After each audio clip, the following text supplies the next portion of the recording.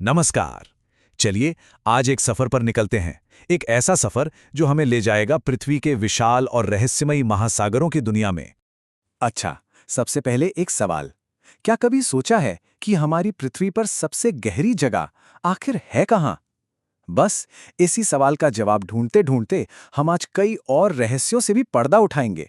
तो चलिए बिना देर किए शुरू करते हैं। सबसे पहले बात करते हैं उन 5 विशाल महासागरों की। जी हाँ, 5, जो हमारी पृथ्वी के सोचिए लगभग 71% हिस्से पर फैले हुए हैं।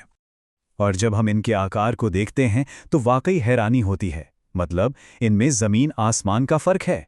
प्रशांत महासागर, जैसा कि देख सकते हैं, सबसे बड़ा है, लगभग 165 मिलियन वर्ग किलोमीटर। जरा इस आंकड़े को सोचकर देखिए। तो सबसे पहले बात करते हैं प्रशांत महासागर की, जिसे महासागरों का राजा कहना गलत नहीं होगा। ये सिर्फ सबसे बड़ा ही नहीं है, बल्कि याद है वो हमारा पहला सवाल, उसका जवाब भी यहीं छिपा है। जी हाँ, दुनिया का सबसे गहरा पॉइंट मेरियाना गर्त इसी की गहराइयों में है। प्रशांत के बाद अब आते हैं अटलांटिक महासागर पर। इसकी सबसे खास बात क्या है?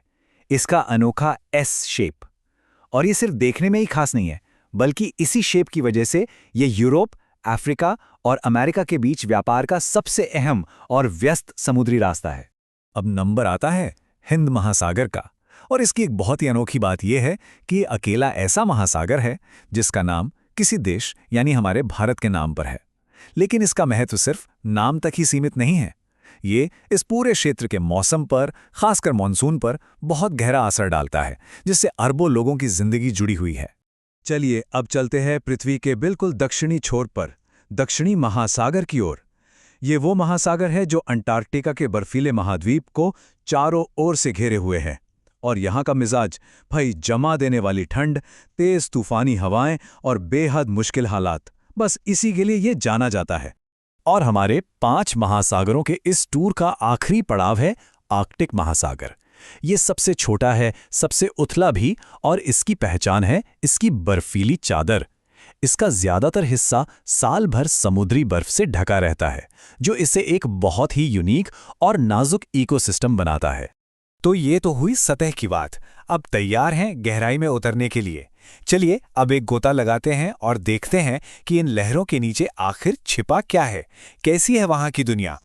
अच्छा, गहराई में जाने से पहले एक जरूरी शब्द समझ लेते हैं, जल डमरू मध्य, या जिसे अंग्रेजी में स्ट्रेट कहते हैं। ये असल में होता क्या है? ये पानी का एक तंग सा रास्ता होता है जो 2 बड़े समंदरों या झीलों को जोड़ता है। और समुद्री जहाज़ों के आने जाने के लिए ये रास्ते बहुत बहुत ज़रूरी होते हैं। एक बात तो साफ है, समंदर का तल एकदम सपाट नहीं है, बिल्कुल नहीं। इसे हम 4 मुख्य हिस्सों में बांट सकते हैं, जैसे जैसे हम किनारे से गहराई की ओर बढ़ते हैं। पहला है कॉन्टिनेंटल शेल्फ, फिर आता है कॉन्टिनेंटल स्लोप, उसके बाद एबिसल प्लेन, और आखिर में सबसे गहरा ओशन ट्रेंच। चलिए एक एक करके इन्हें समझते हैं। तो सबसे पहला हिस्सा है कॉन्टिनेंटल शेल्फ। इसे आप महाद्वीप का ही डूबा हुआ किनारा समझ लीजिए। ये ज़्यादा गहरा नहीं होता और समुद्री जीवन से भरपूर होता है, इसीलिए तो मछली पकड़ने का ज़्यादातर काम यहीं होता है। और जैसे ही ये शेल्फ खत्म होता है, शुरू होती है कॉन्टिनेंटल स्लोप, यानी एक तेज ढलान जो हमें और गहराई में ले जाती है। इस ढलान से और नीचे उतरने पर हम पहुंचते हैं एबिसल प्लेन पर। नाम से ही अंदाजा लग रहा है ना? ये एक बहुत ही विशाल, लगभग सपाट और अंधेरा मैदान है। ये हमारी पृथ्वी की उन जगहों में से है जिनके बारे में हम सबसे कम जानते हैं। न जाने कितने राज यहाँ दबे पड़े हैं। और आखिर में हम पहुंचते हैं सबसे गहरे हिस्से में, ओशन ट्रेंच या महासागरीय गर्त। और यहीं हम वापस अपने पहले सवाल पर आ जाते हैं। मेरियाना ट्रेंच जैसी खाइयां असल में समंदर के तल में बनी बहुत बड़ी बड़ी दरारें हैं। ये हमारे ग्रह के सबसे अजीब और रहस्यमयी माहौल वाली जगह हैं।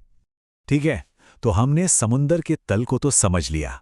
अब एक ऐसी चीज की बात करते हैं जो दिखती तो नहीं पर बहुत शक्तिशाली है, महासागरीय धाराएं या ओशन करंट्स। आप इन्हें ऐसे समझ सकते हैं जैसे समुंदर के अंदर बहने वाली बहुत बड़ी बड़ी नदियां।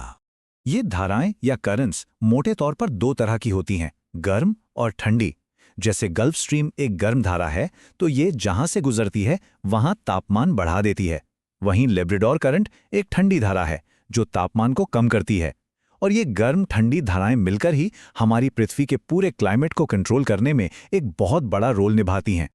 तो हमने महासागरों के आकार, उनकी गहराई और उनके अंदर बहने वाली धाराओं को तो देख लिया, लेकिन अब सबसे बड़ा सवाल, ये हमारे लिए, इस धरती पर जीवन के लिए आखिर इतने जरूरी क्यों हैं?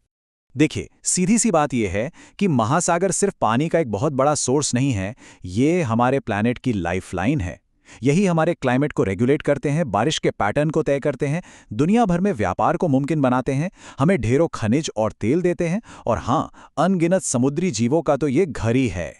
तो हमने काफी कुछ कवर कर लिया है। चलिए एक नजर डालते हैं उन सबसे जरूरी बातों पर जो हमें हमेशा याद रखनी है। इतनी सारी जानकारी में से वो कौन सी 3-4 बातें हैं जो बिल्कुल नहीं भूलनी चाहिए? सबसे पहली और जरूरी बात, पृथ्वी का सबसे गहरा पॉइंट है मैरियाना गर्त, जो प्रशांत महासागर में है। दूसरी, सबसे बड़ा महासागर प्रशांत है, और तीसरी, सबसे छोटा महासागर आर्कटिक है। ये 3 बातें तो एकदम बेसिक हैं और हमारी समझ का आधार हैं। अब इतने सारे नाम और वो भी आकार के हिसाब से याद रखना थोड़ा मुश्किल हो सकता है, लेकिन फिक्र की कोई बात नहीं। इसके लिए एक बहुत ही आसान तरीका है। बस ये एक शब्द याद रखिए, पैसा। PISA। P से पैसिफिक, A से अटलांटिक, I से इंडियन, S से सदर्न और A से आर्कटिक। हो गया ना आसान? आकार के हिसाब से सारे महासागरों का क्रम। और आज की ये चर्चा हम इसी सवाल के साथ खत्म करते हैं। सोचिए, हम इतना सब कुछ जानने के बाद भी महासागरों का 95% से ज्यादा हिस्सा आज भी हमारे लिए एक पहेली है, अनएक्सप्लोर्ड है।